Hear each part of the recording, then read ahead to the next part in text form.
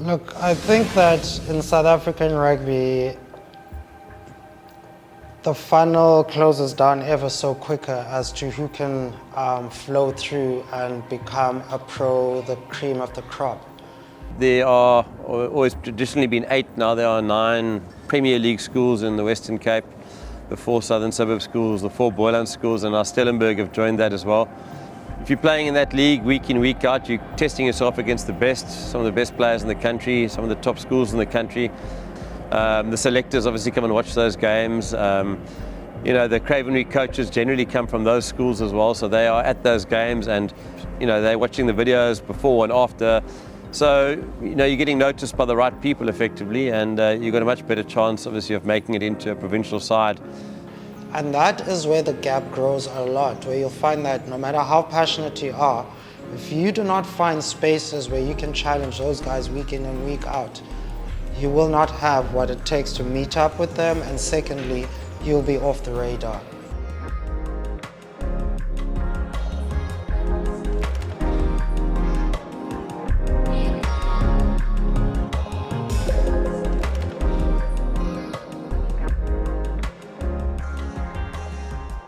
Yeah, so I think with the academy there's always been trailblazers. There's always been protagonists that kind of have helped us understand where it needs to go.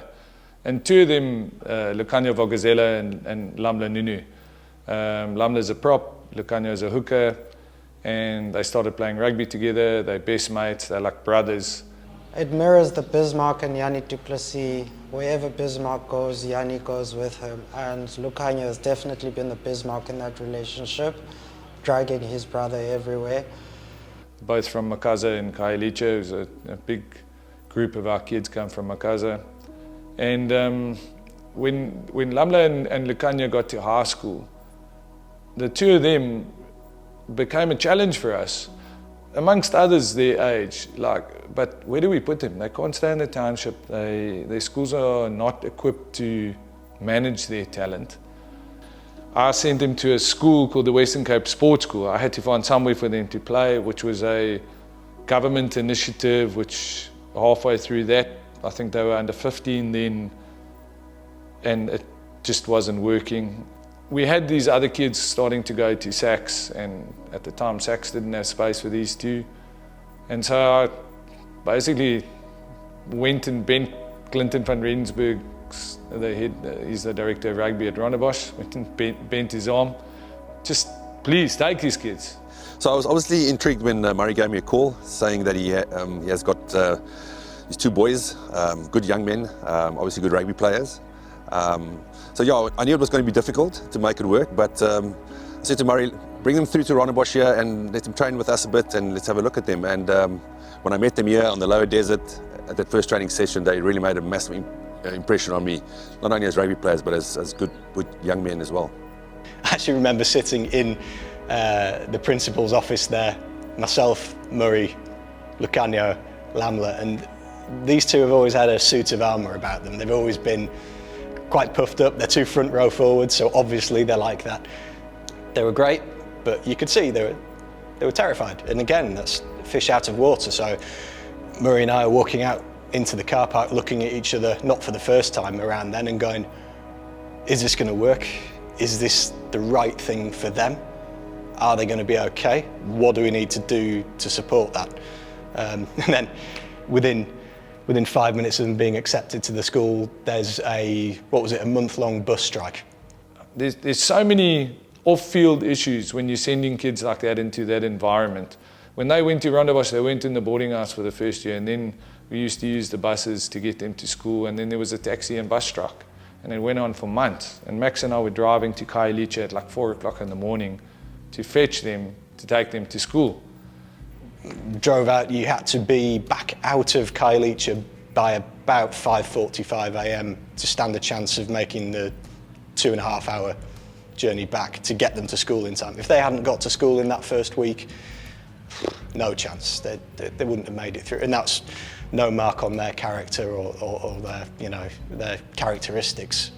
You can't put a kid into a completely different environment like that and then not give them the tools to be able to handle that environment. We had a few other young people at other schools in the area on scholarships as well. We managed to find them places to stay at Murray's house, at friends in the area, and we just basically did what we could.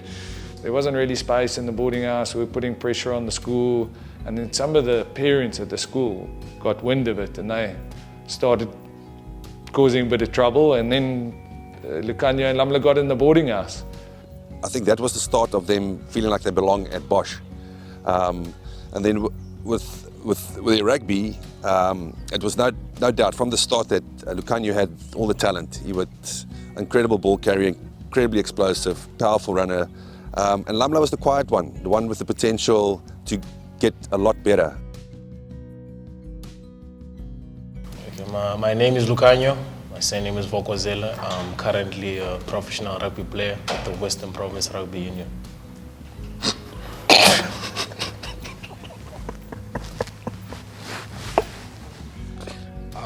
My name is Lumla Nunu. I'm currently playing Lucid Prop at Poland Cavaliers.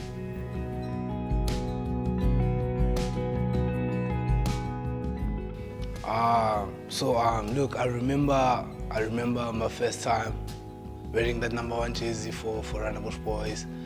We were actually playing at Newlands Stadium. We were playing against Paul Boys, and the stadium was just packed, and I don't know, it felt like a dream. And I was just walking, I was running down there, and then we were in the huddle. While everyone was just talking, I was just reflecting back on where I come from. Like, I just come from the grassroots of Khayelitsha, and now I'm here at Newlands playing my first game, and the stands is packed, my school is busy, they're singing. I couldn't even listen to the captain. He was they were praying. I was just like looking up and just taking the moment.